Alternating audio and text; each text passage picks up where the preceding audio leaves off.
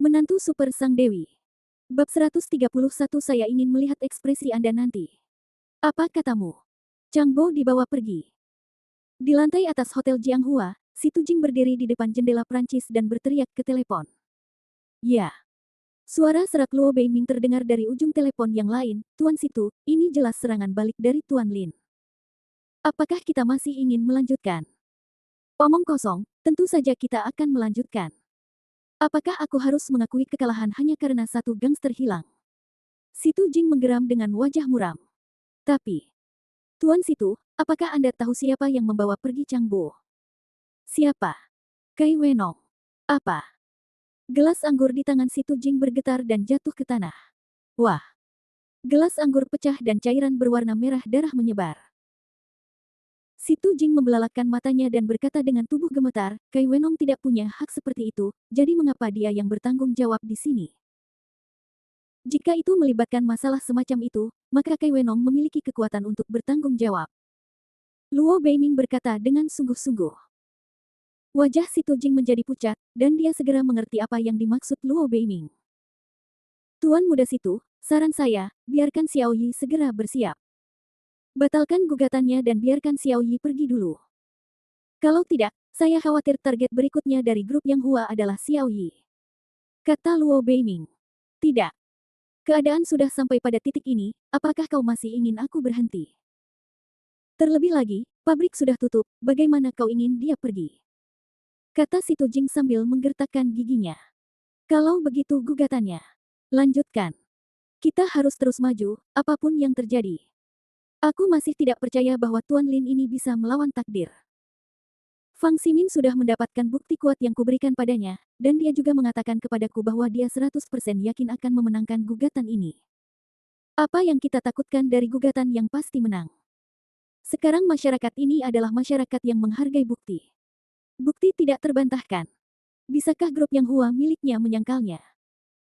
Jika gugatan itu bisa dimenangkan, maka tidak ada yang perlu dikhawatirkan.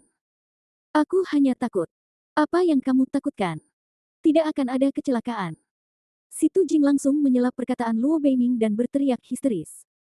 Luo Beiming ragu sejenak dan hanya bisa mengangguk dan mendesah. Baiklah. Pada titik ini, dia benar-benar tidak bisa berhenti. Namun, Luo Beiming bukanlah si Tujing. Dia adalah orang yang berpengalaman dan cerdik, jadi bagaimana mungkin dia tidak melihat triknya. Direktur Lin bahkan mengundang Kai Wenong, seorang Buddha besar, untuk keluar. Saya khawatir dari awal hingga akhir, tidak ada yang pernah melihat kekuatan di baliknya. Parah. Pengacara menyelamatkan Lin yang pada kesempatan pertama. Namun, masalahnya tidak berakhir di situ. Sebelum kasusnya diselidiki, perjalanannya dibatasi dan dia tidak dapat meninggalkan Jiangcheng. Direktur Lin. Luo Beiming dari Sanzitang telah menggugat perusahaan tersebut, dengan mengatakan bahwa obat baru kami menjiplak resep leluhurnya. Pengadilan telah menerima kasus tersebut dan persidangan akan diadakan sore ini. Apakah Anda ingin datang dan mendengarkan? Kata Xiao Liu dari tim hukum. Siapa yang disewa Luo Beiming untuk melawan gugatan ini? Salah satu dari 3 tim hukum terkenal di Yanjing, firma hukum Fang Ximin. Suara Xiao Liu sedikit bergetar. Siapapun yang bekerja di bidang ini mengenal 3 tim pengacara utama di Yanjing. Itulah 3 gunung besar dalam profesi hukum. Salah satu dari 3 tim hukum utama. Aku pernah mendengarnya. Meskipun Luo Beiming juga seorang selebriti, dia tidak punya muka untuk mengundang Fang Ximin. Pasti seseorang dari sekolah selatan yang membuat kesepakatan itu. Ayo kita pergi dan dengarkan. Kata Lin Yang. Baiklah. Xiao Liu membuka pintu mobil, Lin Yang masuk ke dalam mobil, dan langsung melaju ke pengadilan. Duduk di dalam mobil, Lin Yang juga mengetahui opini publik saat ini. Yang Hua Group sekali lagi terjebak dalam kontroversi obat palsu dan plagiarisme resep. Karena Nanpai mempekerjakan sekelompok troll internet, muncul keraguan sepihak di internet, dan dengan tambahan beberapa intelektual publik dan outlet media yang tidak bermoral, reputasi Yang Hua Group saat ini menjadi sangat buruk. Dari berbagai sudut, Yang Hua sudah dalam bahaya. Lin Yang keluar dari mobil di depan pengadilan. Dia datang. Direktur Lin ada di sini. Para wartawan yang menjaga pintu bergegas menghampiri dan mengelilingi Lin Yang, mengajukan pertanyaan tanpa henti. Direktur Lin, apakah grup Yang Hua Anda benar-benar menjiplak resep leluhur Dr. Luo dari Sanzitang? Direktur Lin, terakhir kali keluarga Su menggugat Anda karena menjiplak resep tersebut, dan sekarang San Sitang yang menggugat Anda karena menjiplak resep tersebut. Apakah ada hubungan antara keduanya? Direktur Lin, apakah Anda memiliki sesuatu untuk disampaikan kepada semua orang mengenai insiden ini? Direktur Lin. Para wartawan bertanya serempak. Namun, Lin yang sama sekali tidak menghiraukannya. Dia menarik pinggiran topinya dan melangkah maju. Tetapi setelah berjalan beberapa langkah, sekelompok orang muncul di depannya. Mereka adalah Zhang Qingheng, Su Bei dan Su Zhen dari Sangyu International Group. Kau di sini juga. Kata Lin yang acuh tak acuh. Apa? Tidak bisakah kami ikut? Kata Su Bei sambil tersenyum. Gugatan hari ini sangat penting dan berdampak luas. Kami di Sangyu International Group selalu memperhatikan Yang Hua Group. Tentu saja kami tidak bisa mengabaikan apa yang terjadi hari ini. Kami perlu mengetahui hasil persidangan sesegera mungkin agar kami dapat menanggapinya. Kata Zhang Qingheng sambil tersenyum. Reaksi. Apakah Anda ingin mengakuisisi Yang Hua? Saya khawatir Anda juga telah membuat persiapan di pasar saham. Lin yang berkata dengan tenang. Benar sekali. Zhang Qingheng tersenyum dan berkata, Yang Hua mungkin akan runtuh hari ini. Tuan Lin, sejujurnya, saya sebenarnya dipanggil ke sini oleh Tuan Muda Situ Jing. Dia meminta saya untuk menyampaikan pesan. Pesan apa? Tanya Lin Yang. Dia ingin aku bertanya padamu, apakah kamu menyesalinya? Zhang Qingheng berkata dengan mata menyipit. Penyesalan. Karena insiden Luoqian, Lin Yang dan Situ Jing menjadi musuh. Siapapun akan menyesal telah terlibat dalam begitu banyak hal demi seorang wanita. Tapi, Lin Yang tidak mau. Bahkan jika dia tidak melakukannya untuk Luoqian. Lin Yang menutup matanya. Zhang Qingheng, Su Bei dan yang lainnya terus-menerus mencibir, dengan kebanggaan di mata mereka. Wartawan di sekitar mengambil gambar Lin Yang dengan panik. Meskipun topi tinggi menutupi sebagian besar wajahnya, orang-orang masih bisa menebak dari separuh yang terekspos bahwa Lin Yang pasti sangat cemas, putus asa, dan bingung saat ini. Kamu pantas mendapatkannya. Kamu bisa bekerja sama dengan baik dengan keluarga Sukami, kamu tidak akan berakhir seperti ini, sayang sekali kamu terlalu sombong. Kamu pantas mendapatkannya. Su Bei dan Su Zhen mencibir dan mengumpat, dan mata mereka yang menggoda terlihat sangat jelas. Setelah Yang Hua jatuh, Sangyu International Group pasti akan segera menempati kekosongan yang ditinggalkan oleh Yang Hua Group. Sangyu Group adalah grup multinasional, dan pasar mereka tidak akan berada di tempat kecil seperti Jiangcheng. Mereka akan mengendalikan pasar di sini, tetapi tidak akan pernah mengelolanya terlalu banyak. Mereka cenderung mendukung sekelompok orang yang lebih memahami ekonomi Jiangcheng untuk mempertahankan segalanya di sini, dan keluarga Su adalah kandidat yang paling cocok. Keluarga Su akan bangkit karena runtuhnya grup Yang Hua. Kemuliaan keluarga Su telah tiba. Su Bei dan Su Zhen sangat bersemangat. Banyak orang di sekitar juga mendesah atau mencibir. Yang Hua Group, sebuah perusahaan yang hanya bertahan sesaat. Tuan Lin yang misterius mungkin bagaikan bintang jatuh di langit malam, cepat berlalu dan menghilang, bukan? Banyak orang yang menyatakan penyesalan, namun lebih banyak pula yang mengejek dan meremehkan. Pada saat ini, Direktur Lin tampak sangat terisolasi dan tidak berdaya. Tuan Lin, ayo masuk. Xiao Liu tidak tahan melihatnya lagi dan berkata dengan tergesa-gesa. Tidak, aku tidak mau masuk. Kata Lin yang tiba-tiba. Tidak mau masuk. Xiao Liu tertegun. Ya. Lin yang mengangguk dan berkata dengan tenang, mari kita tunggu di sini. Menunggu apa? Hasil persidangan. Xiao Liu ingin menangis tetapi tidak mengeluarkan air mata. Mungkinkah Tuan Lin merasa bahwa Kang Jiahao dan timnya tidak memiliki peluang memenangkan kasus tersebut dan tidak sanggup pergi ke persidangan? Ya. Lin yang mengangguk. Ini. Xiao Liu tidak tahu harus berkata apa. Kamu cukup sadar diri. Su Zhen tertawa meremehkan. Baiklah, jika kamu masuk, aku khawatir kamu tidak akan sanggup menahan pukulan itu saat mendengar hasilnya. Jika kamu terkena serangan jantung saat itu, kami harus memanggil ambulans untukmu. Su Bei juga tertawa terbahak-bahak. Begitu kata-kata itu terucap, gelak tawa pecah di mana-mana. Orang-orang menatap Lin Yang dengan mata penuh sarkasme. Namun, Lin Yang menggelengkan kepalanya dan berkata dengan ringan, kamu salah. Alasan saya tidak masuk bukan karena saya pikir saya akan kalah. Sebaliknya, saya pasti akan memenangkan gugatan ini. Saya berdiri di sini untuk melihat ekspresi apa yang akan Anda tunjukkan beberapa saat lagi. Saya ingin melihat seperti apa suasana hati Anda saat semuanya berubah. Ketika orang-orang di sekitar mendengar ini, mereka tertegun sejenak, lalu tertawa terbahak-bahak. Banyak sekali orang yang tertawa.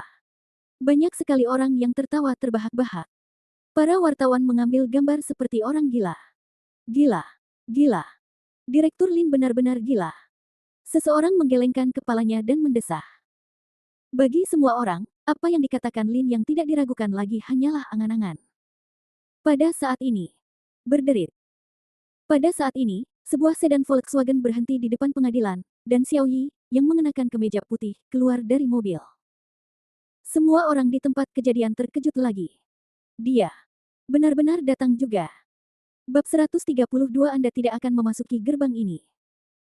Melihat Xiao Yi keluar dari mobil, mata orang-orang tertuju padanya. Tuan Xiao ada di sini. Kamera reporter bergeser lagi.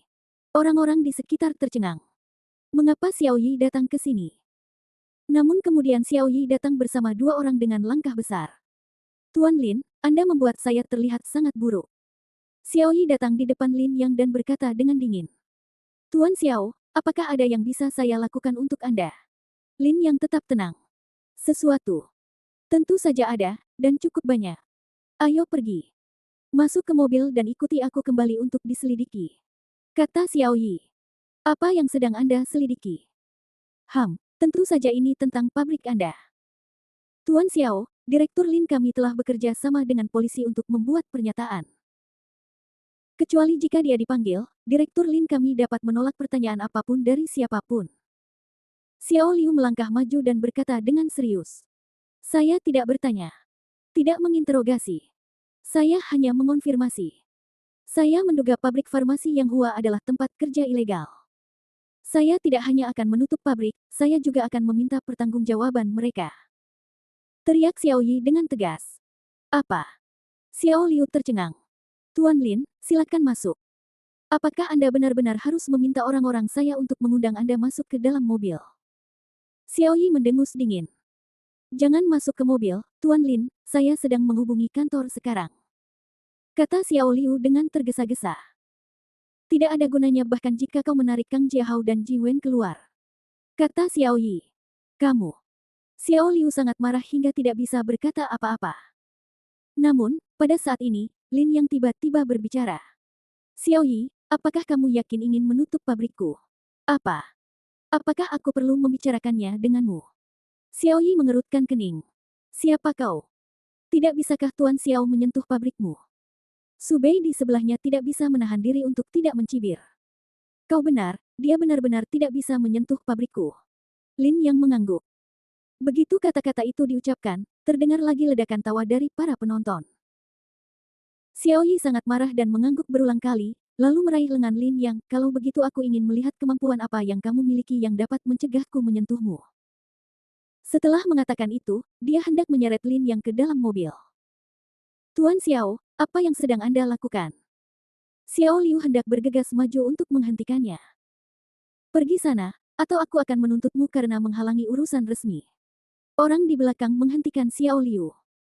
Xiao Liu tidak punya pilihan selain menyaksikan Xiao Yi membawa Lin Yang pergi. Namun saat itu, kresek. Sebuah jeep militer berhenti di pinggir jalan. Pintu mobil terbuka dan beberapa orang berseragam militer keluar.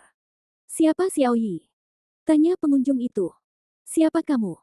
Xiao Yi bertanya dengan bingung. Bawa dia pergi. Pria itu melambaikan tangannya tanpa berkata apapun. Kedua pria di belakangnya segera melangkah maju untuk membawa Xiao Yi pergi. Apa yang kau lakukan? Teriak Xiao Yi sambil mendorong lelaki itu. Siapa kamu?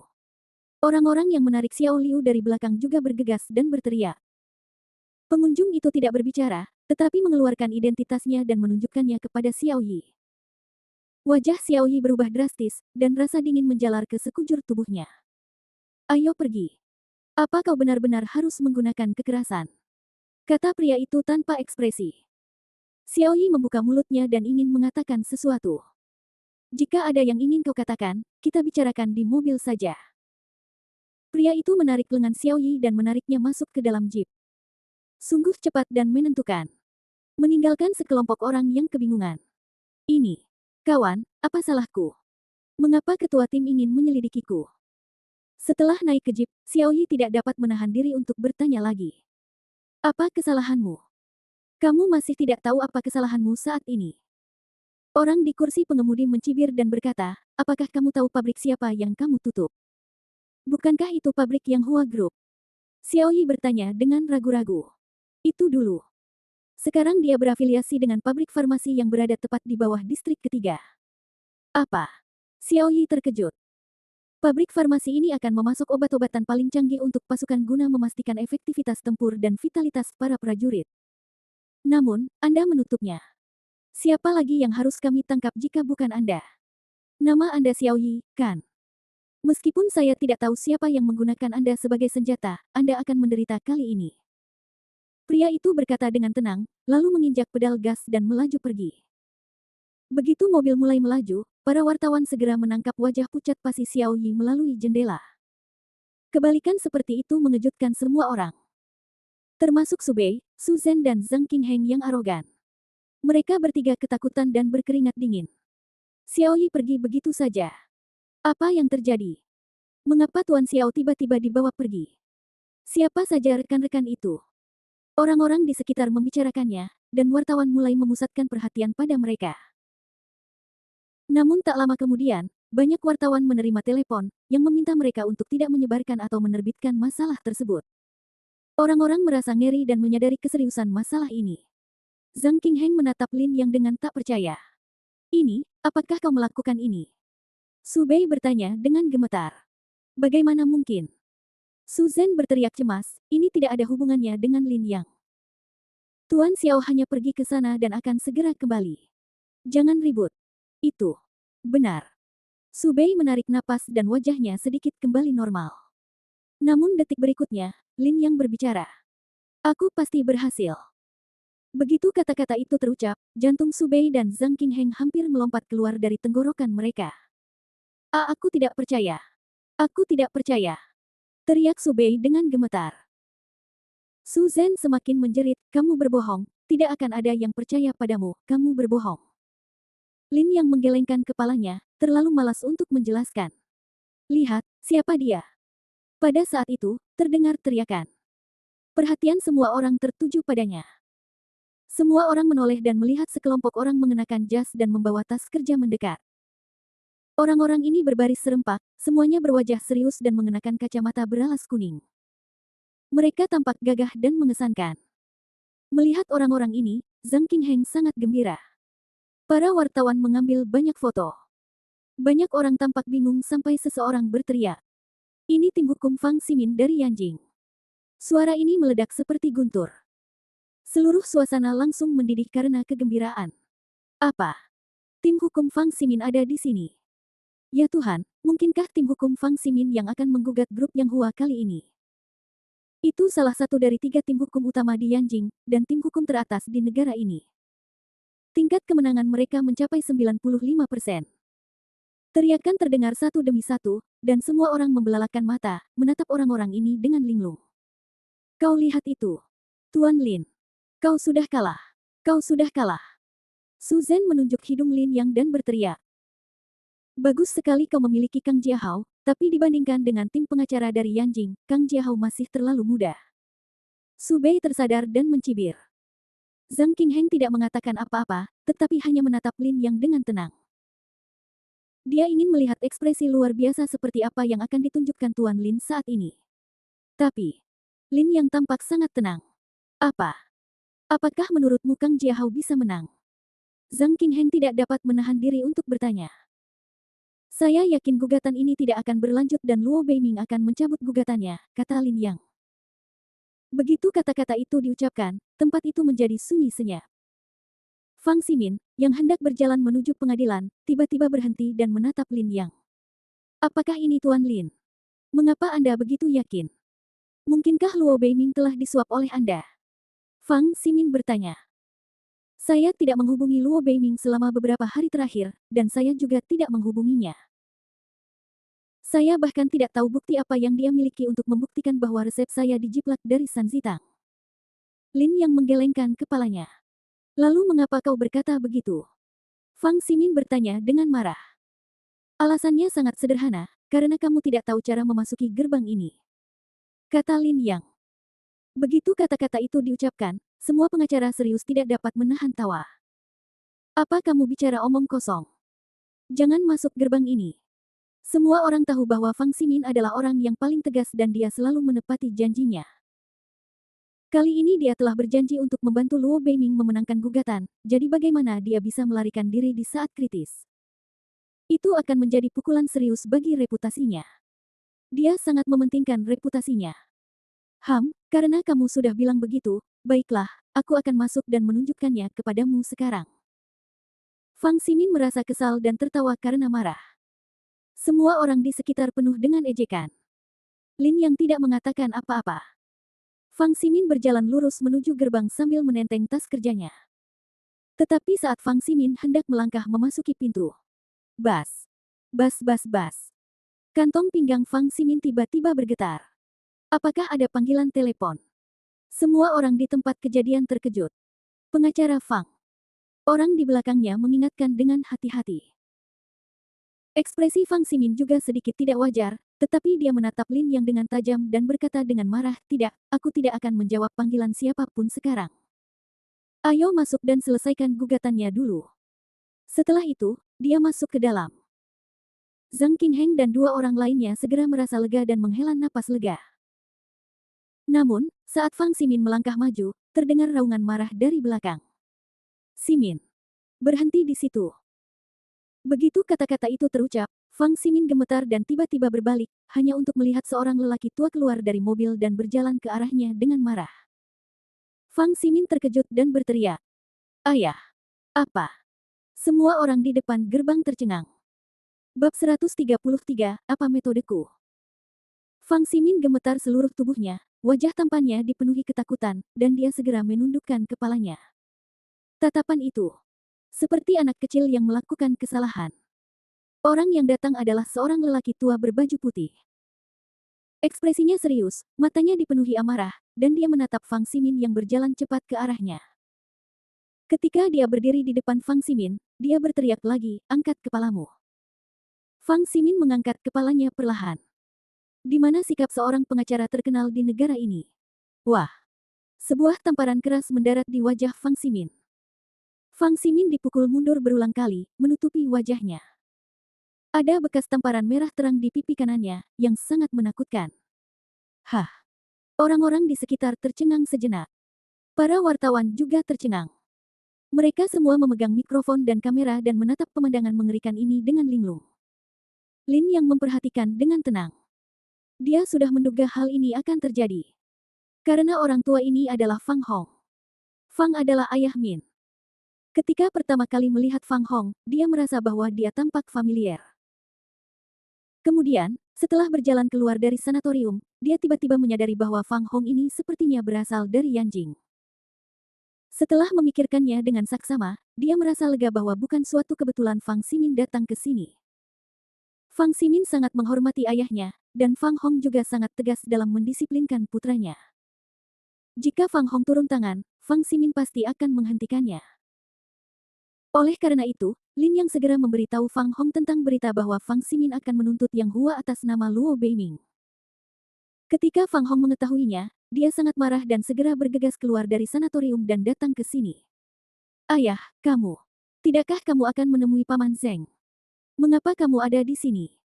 Fang Ximin tidak berani marah, dia hanya menundukkan kepalanya dan bertanya. "Jika aku tidak ada di sini, kau hampir saja membuat kesalahan besar. Dengar, kembalilah ke sini sekarang juga, aku tidak mengizinkanmu ikut campur dalam kasus ini." Fang Hong sangat marah hingga wajahnya memerah, dan dia menunjuk berulang kali. Mendengar ini, wajah Fang Ximin menjadi pucat. Dia menatap Lin Yang dengan tajam, lalu menggertakkan giginya dan berkata, "Ayah, saya seorang pengacara. Karena saya telah menerima kasus klien, saya harus memenuhi kewajiban dan tanggung jawab saya sendiri. Saya tidak bisa pergi kecuali gugatannya selesai. Kamu tidak berani mendengarkan ayahmu." Fang Hong gemetar karena marah. "Ayah, aku selalu mendengarkanmu sejak aku masih kecil, tetapi kali ini aku tidak bisa." Jika aku mundur, reputasiku akan hancur. Apakah aku masih memenuhi syarat untuk menjadi pengacara? Aku tahu bahwa Direktur Lin ini pasti telah melakukan kesalahan. Aku memintamu untuk maju dan menghentikanku, tetapi aku harus menjelaskan posisiku di sini. Aku, Fang Ximin, tidak akan pernah pergi. Fang Ximin berkata dengan tegas sambil menundukkan kepalanya. Dari kecil hingga dewasa, dia tidak pernah tidak mematuhi Fang Hong dalam hal apapun, tetapi tidak hari ini. Jika dia pensiun hari ini di depan publik, apakah dia masih dapat bekerja di profesi hukum? Kau, kau. Seluruh tubuh Fang Hong bergetar hebat, kedua matanya yang tua terbelalak lebar seakan-akan hendak jatuh dari rongganya, dia sangat bersemangat. Kau benar-benar tidak mau mendengarkan ayahmu. Bagus, bagus, bagus. Kalau begitu, aku tidak akan menganggapmu sebagai anakku. Ayah. Fang Ximin menangis terseduh-seduh, sangat bingung.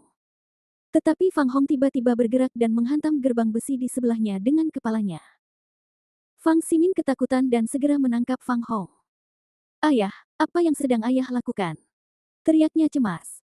Daripada melihatmu melakukan hal-hal bodoh, aku lebih baik mati dan mengakhiri semuanya. Apa kau pikir kau bisa aman selama kau melindungi reputasimu sendiri? Kau mempermalukan keluarga Fangku, kau ingin keluarga Fangku menjadi pendosa. Fang Hong sangat emosional, air mata mengalir di wajahnya. Fang Ximin tertegun. Dia tidak pernah mengira segalanya akan seserius ini. Aku belum pernah melihat ayahku merasakan sakit seperti itu dan menyalahkan dirinya sendiri seperti itu. Ya. Dia tidak menyalahkan Fang Ximin, tetapi menyalahkan dirinya sendiri, seolah-olah dia merasa itu semua salahnya. Apa yang terjadi pada ayahku? Mengapa dia lebih memilih mati daripada menghentikan dirinya sendiri? Fang Ximin tidak dapat memahaminya, tetapi dia tahu bahwa Direktur Lin saja tidak cukup untuk membuat ayahnya melakukan ini. Pasti ada rahasia tersembunyi di dalamnya. Fang Ximin diam-diam mengepalkan tinjunya dan menatap wajah ayahnya yang tiba-tiba tampak 10 tahun lebih tua. Dia menggertakkan giginya, menangis terseduh-seduh dan berkata dengan sedih, "Ayah, lupakan saja, aku. Aku akan mendengarkanmu dan menyerah pada gugatan ini." Apa? Adegan itu langsung meledak. Pikiran banyak orang menjadi kosong dalam sekejap. Teriakan dan teriakan kaget terdengar di mana-mana. Para reporter mengambil foto dan mengajukan pertanyaan seperti orang gila. Ini berita yang mengejutkan. Fang Ximin, salah satu dari 3 pengacara teratas di Yanjing, benar-benar menyerah dalam gugatan tersebut. Pengacara Fang. Bagaimana? Bagaimana Anda bisa melakukan ini? Zhang Qingheng adalah orang pertama yang tersadar dan bergegas maju untuk bertanya. Saya sangat menyesal. Saya akan menanggung semua ganti rugi dan kewajiban hukum yang relevan atas pelanggaran kontrak. Saya minta maaf. Kata Fang Ximin dengan suara serak. Zhang Qingheng terdiam sesaat. Siapa yang menginginkan ganti rugimu? Su Zhen di sisi ini tiba-tiba berteriak dan bergegas menggigit Fang Ximin. Orang-orang di sebelahnya buru-buru menghentikannya. Namun, dia terlihat melambaikan tangannya dan berteriak dengan sedih, "Kamu pengacara besar. Kamu mengambil uangnya, jadi kamu harus membantu kami melawan gugatan ini. Bagaimana kamu bisa mengingkari janjimu? Kamu binatang. Kamu anjing, pergilah ke neraka. Pergi dan matilah bersama orang bernama Lin itu." Su Zhen terus berteriak dan mengumpat, wajahnya berubah. Dia tidak bisa menerima kenyataan ini, begitu pula Su Bei. Su Bei menatap Fang Ximin dengan ngeri, lalu melirik Direktur Lin di sana. Tiba-tiba, hawa dingin menyelimutinya, dan dia merasa kedinginan dari ujung kepala sampai ujung kaki. Sepertinya apa yang dikatakan Direktur Lin, Fang Ximin bahkan tidak berhasil masuk. Meskipun Luo Beiming memiliki cukup bukti dapat dipalsukan. Tanpa Fang Ximin untuk melawan gugatan ini, apa yang dapat digunakan Luo Beiming untuk melawan Kang Jiahao? Saya khawatir gugatan ini sudah berakhir. Metode apa yang digunakan Direktur Lin untuk membuat Fang Ximin menyerah? Mengerikan.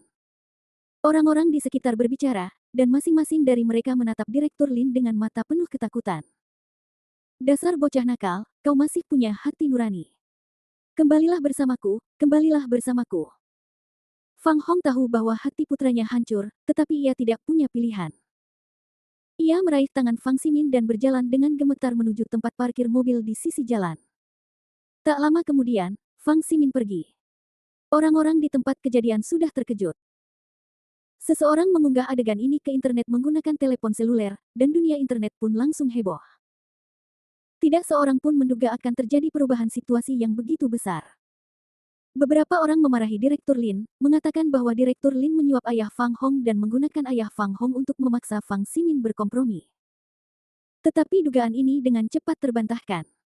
Karena ayah Fang Ximin, Fang Hong, bukan orang biasa, bagaimana dia bisa dibeli dengan uang? Sebelum kejadian ini terjadi, orang-orang tidak tahu siapa Fang Hong. Mereka hanya tahu bahwa dia bekerja di Yanjing dan merupakan orang yang rendah hati. Namun, setelah kejadian ini menyebar, banyak orang tetap bungkam. Wakil Komisaris Universitas Yanqing akan segera pensiun. Ia memiliki sejarah panjang dalam pengabdiannya dan loyal kepada partai dan negara. Bagaimana orang seperti itu bisa dibeli dengan uang? Sekalipun Direktur Lin punya kemampuan hebat, dia tidak akan mampu mengendalikan orang seperti itu. Akibatnya alur ceritanya menjadi membingungkan. Dan ketika Luo Beiming kehilangan Fang Ximin, itu seperti aula tanpa pilar dan balok, langsung runtuh. Setelah mengetahui bahwa Fang Ximin telah menyerah pada sidang pengadilan, Luo Beiming menghela nafas dan memutuskan untuk menunda sidang pengadilan, tetapi dia tahu bahwa dia tidak mempunyai peluang untuk menang. Akhirnya sudah ditentukan.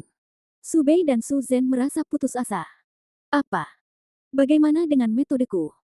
Lin yang menatap orang-orang ini tanpa ekspresi. Kamu. Jangan terlalu puas diri.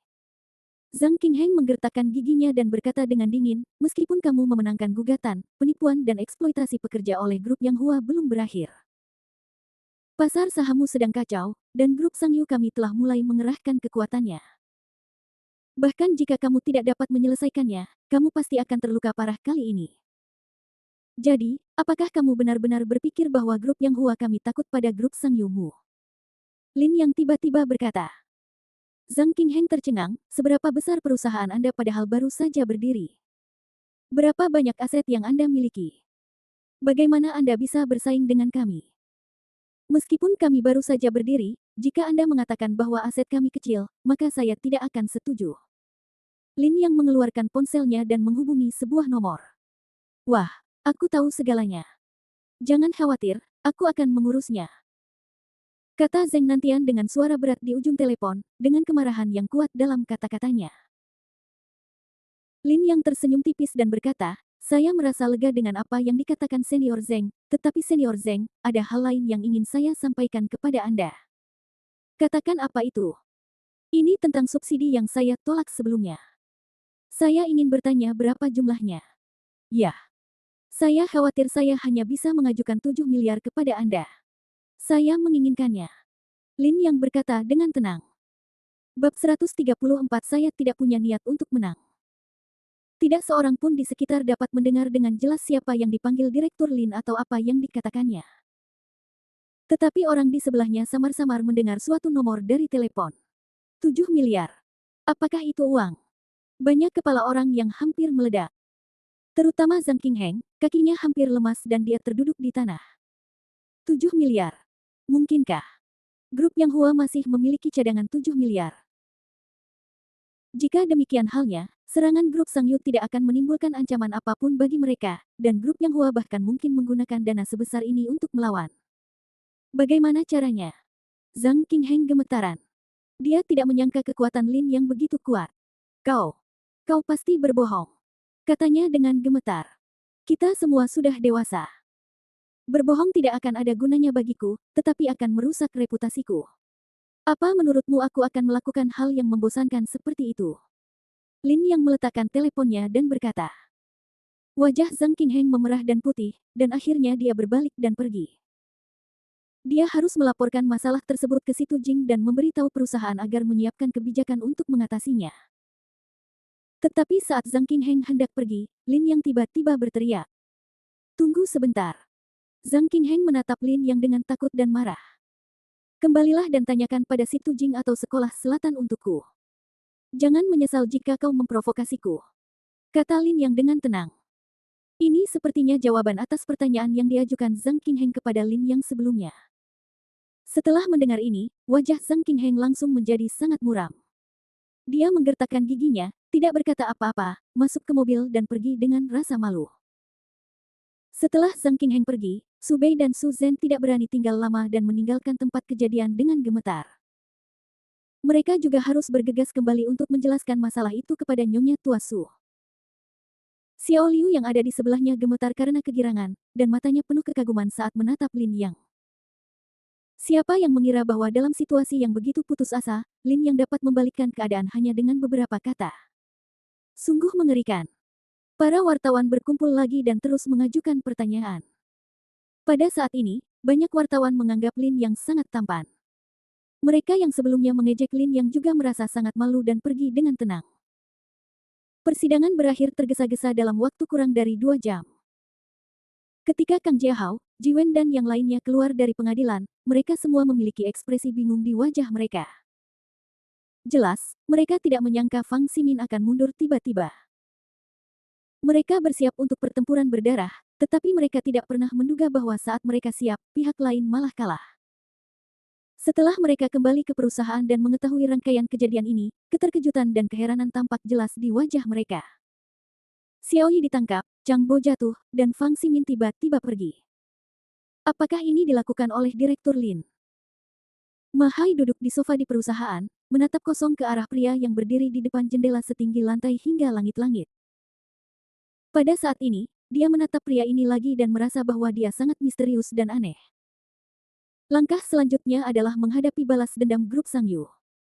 Pada saat ini, Lin yang berbicara di depan jendela setinggi lantai hingga langit-langit. Direktur Lin, Luo Beiming telah menderita kekalahan, dan Xiao Yi telah ditangkap lagi. Fraksi Selatan kemungkinan besar tidak akan melanjutkan ke langkah berikutnya. Grup Sangyu kemungkinan besar tidak akan mengambil tindakan apapun di pasar saham kita, jadi kita tidak perlu khawatir. Ma Hai tersadar dan berkata, "Aku tahu." Lin yang memejamkan matanya, lalu tiba-tiba membukanya setelah beberapa saat, cahaya yang menyilaukan melintas di pupil matanya, tetapi hanya karena mereka tidak bergerak bukan berarti kita harus bergerak juga. Temukan pedagang terbaik, temukan jenius ekonomi terbaik, dan ambil inisiatif untuk menyerang grup Sangyu.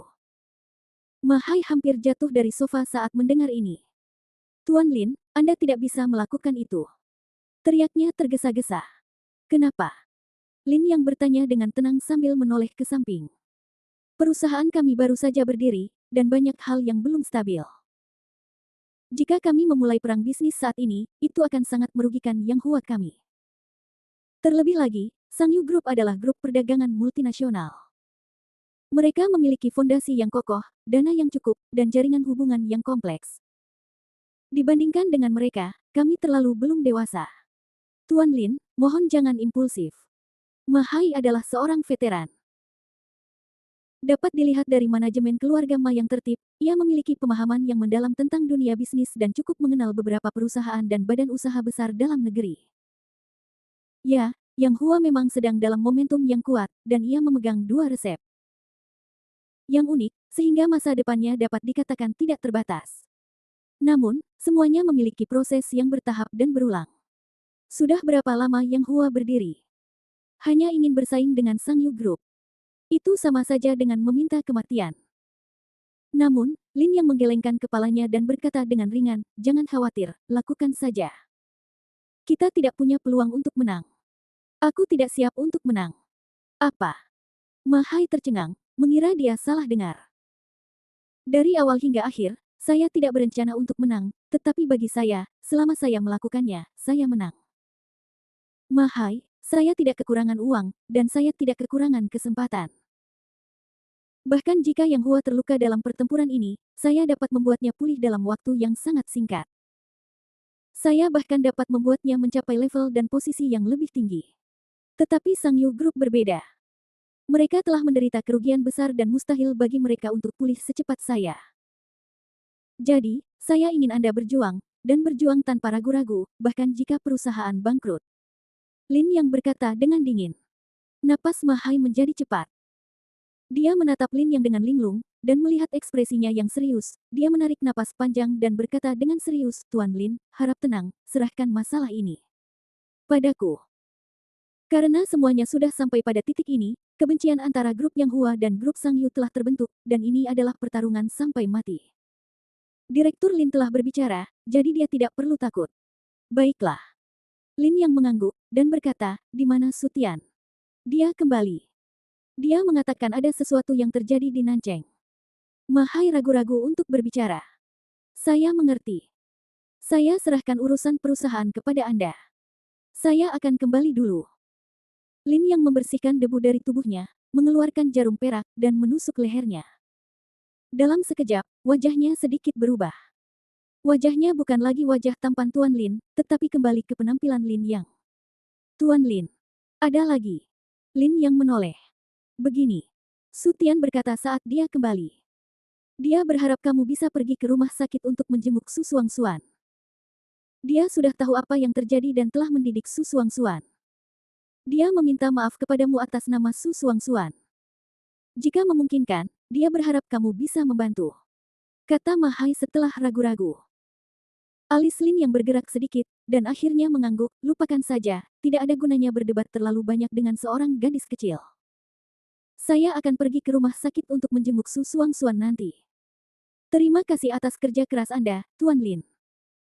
Setelah meninggalkan perusahaan, Lin yang berencana untuk pergi ke klinik Luoqian untuk pemeriksaan. Tetapi sebelum 918 dimulai, sebuah panggilan telepon datang.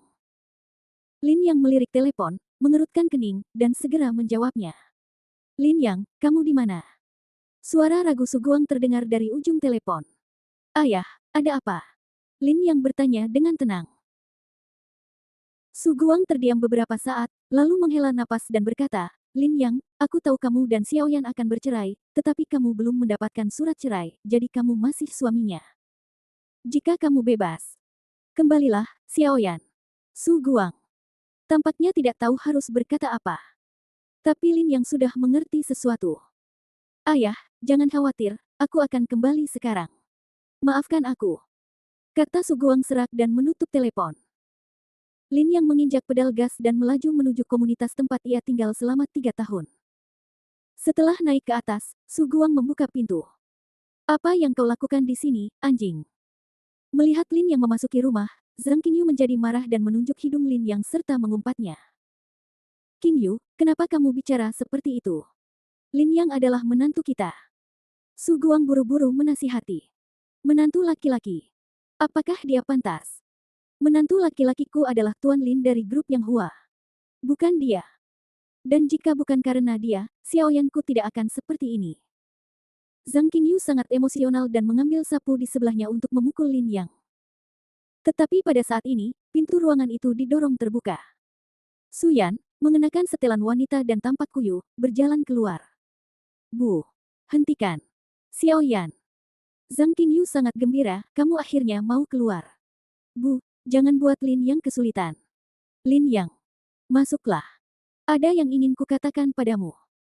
Su Yan menatap Lin Yang dengan wajah kesakitan dan berkata dengan suara serak. Lin Yang sedikit terkejut, dan merasakan firasat buruk di hatinya, tetapi dia akhirnya mengangguk dan memasuki ruangan. Pintunya ditutup lagi oleh Su Yan. Bab 135, bagaimanapun juga, kamu adalah istriku. Selama 3 tahun sejak mereka menikah, Lin Yang hanya beberapa kali masuk ke kamar Su Yan. Lagi pula, saat mereka menikah, Su Yan mengancam akan bunuh diri daripada membiarkan Lin Yang menyentuhnya sama sekali. Lin Yang juga punya perjanjian dengannya, jadi dalam keadaan normal, Lin Yang tidur di ruang tamu. Namun keadaannya sekarang berbeda. Sebenarnya, ini adalah pertama kalinya Su Yan memanggilnya ke ruangan. Ruangannya redup, tirai ditutup, dan hanya lampu meja yang menyala. Ruangannya sangat rapi, tetapi temperamen Su Yan tampak sangat dekaden. Dia duduk di tepi tempat tidur, tak berkata apa-apa, seolah tengah memikirkan sesuatu, kedua tangan kecilnya tergenggam erat. Suasananya menjadi agak menawan. Lin yang merasa ada yang tidak beres, jadi dia tidak dapat menahan diri untuk bertanya, apakah ada yang salah? Ya. Apakah ini tentang perceraian? Aku tidak ingin bercerai. Kata Su Yan tanpa ekspresi. Apakah kamu menganggap ini sebagai lelucon? Lin yang mengerutkan kening. Tidak mungkin. Su Yan menoleh dan menatapnya dengan dingin. Lin yang terkekeh dan tidak membantah. Lin yang sangat mementingkan pernikahan, kalau tidak, dia tidak akan membantu Su Yan lagi dan lagi. Namun, pernikahan mereka pada akhirnya hanyalah angan-angan para tetua, dan pernikahan tanpa dasar emosional apapun akan berbahaya. Kita tidak akan bercerai untuk saat ini, tetapi itu tidak berarti kita tidak akan bercerai di masa depan. Dan Lin Yang, aku ingin membicarakan sesuatu denganmu. Setelah mengatakan itu, Suyan mengobrak-abrik meja dan lemari di sebelahnya sebentar, lalu mengeluarkan beberapa kartu bank, menuliskan kata sandinya, dan menyerahkannya kepada Lin Yang. Apa ini? Lin Yang tercengang. Ada sekitar 210.000 di sini. Itu adalah tabunganku. Tabungan. Jangan memandangku seolah-olah aku telah menerima banyak investasi. Tapi itu adalah uang investor. Aku tidak akan menyentuhnya. Saat ini, perusahaanku belum mencapai tahap laba, jadi aku tidak punya banyak uang. Suyan berkata dengan dingin. Lalu apa yang akan kau lakukan dengan uang ini? Aku harap kau bisa menerima uang ini dan keluar dari Jiangcheng. Suyan berteriak dengan serius. Begitu kata-kata ini terucap, Lin Yang langsung tertegun di tempat. Kau ingin aku meninggalkan Jiangcheng? Ya. Kenapa? Karena keberadaanmu hanya akan menghancurkan reputasiku. Kau hanya akan membuatku menjadi bahan tertawaan di Jiangcheng, kau hanya akan membuatku kehilangan muka dan merasa malu. Suyan melotot padanya dan mengumpat. Tatapan itu agak histeris. Lin Yang sangat terkejut. Dalam ingatannya, Suyan bukanlah orang yang terlalu peduli dengan reputasinya. Meskipun dia selalu memarahi Lin Yang karena tidak memenuhi harapannya, dia hanya mengatakannya dengan mulutnya. Dia tidak pernah terlalu memperhatikan pendapat orang lain tentangnya. Mengapa dia meminta Lin Yang pergi hari ini karena alasan-alasan ini? Kau datang dari Yanjing, kan? Kembalilah ke Yanjingmu. Jiangcheng tidak dapat menampungmu, dan rumahku tidak dapat menampung Buddha besar sepertimu. Keluarlah, semakin jauh semakin baik, dan jangan muncul di Jiangcheng lagi. Teriak Suyan lagi. Wajah kecil cantik itu menjadi sedikit merah karena kegembiraan. Ekspresi Lin Yang menjadi serius. Melihat wajah kecil Suyan, dia menarik napas dalam-dalam. Apa terjadi sesuatu? Kalau ada apa-apa, ceritakan saja padaku. Aku akan membantumu. Tidak. Suyan menoleh dan langsung menolak. Suyan. Sudah kubilang, apa lagi yang kau inginkan? Lagi pula, bagaimana kau bisa membantu? Apa kau benar-benar berpikir kau bisa melakukan apapun yang kau inginkan hanya karena kau mengenal beberapa orang penting lewat trik-trik kecil? Apa kau benar-benar berpikir semua orang takut padamu? Pada akhirnya, kau hanya seorang pengecut. Seorang pengecut yang bergantung pada wanita. Jika aku menyuruhmu keluar, cepatlah keluar. Kenapa kau bicara omong kosong begitu banyak? Suyan meraung tidak sabar, lalu memasukkan kartu-kartu bank itu ke tangan Lin Yang, terengah-engah karena marah. Lin Yang terdiam. Cukup. Kau boleh pergi sekarang. Jangan halangi jalanku. Kata Suyan dingin. Xiaoyan, sebenarnya kamu telah salah paham padaku selama ini. Lin Yang berpikir sejenak dan berkata dengan tenang, aku bukanlah pecundang seperti yang kamu kira, aku juga tidak kompeten seperti yang kamu lihat. Sebaliknya, aku memiliki kekuatan yang besar. Jika kamu menghadapi masalah, kamu dapat memintaku untuk menyelesaikannya. Aku juga dengan senang hati akan menyelesaikannya untukmu. Aku tidak tahu persis apa yang sedang kamu hadapi saat ini. Bagaimanapun, jika suatu hari, kamu benar-benar merasa tidak dapat lagi menghadapi masalah di depanmu, kamu dapat menghubungiku. Bagaimanapun, kamu adalah istriku. Lin Yang tidak ingin menyembunyikannya lagi. Dia merasa sudah waktunya menyebut sesuatu apa adanya. Hanya ketika Suyan mendengar kata-kata ini, sepertinya itu tidak terjadi. Dia bahkan tidak mau menuliskannya. Aku istrimu. Itu hanya sementara, siapa tahu apa yang akan terjadi di masa depan. Lin Yang, aku menikahimu hanya karena perintah kakek. Sekarang kakek sudah tiada, tidak ada yang memaksaku untuk menikahimu. Hanya masalah waktu sebelum aku menceraikanmu. Cepat atau lambat, aku, Suyan, akan memiliki pilihan yang lebih baik. Lelakiku tidak akan pernah sia-sia, setidaknya tidak berguna dirimu. Jika aku menghadapi masalah di masa depan, lelakiku secara alami akan membantuku menyelesaikannya. Untuk apa aku mencarimu? Suyan mencibir.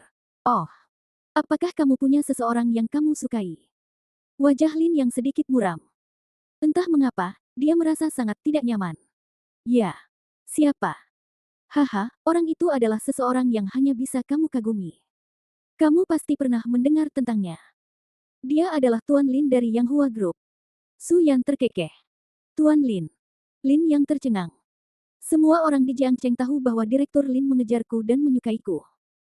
Selama aku menganggukkan kepala, aku bisa menikah dengan keluarga kaya. Lin Yang, kau pikir kau siapa? Sebaiknya kau ambil uang ini dan pergi dari sini. Kata Suyan dengan wajah jijik. Kamu belum pernah bertemu Tuan Lin, bagaimana mungkin kamu menyukainya? Lin Yang bertanya sambil mengerutkan kening. Siapa bilang aku belum melihatnya? Tidak ada yang melihatnya. Memangnya kenapa kalau begitu?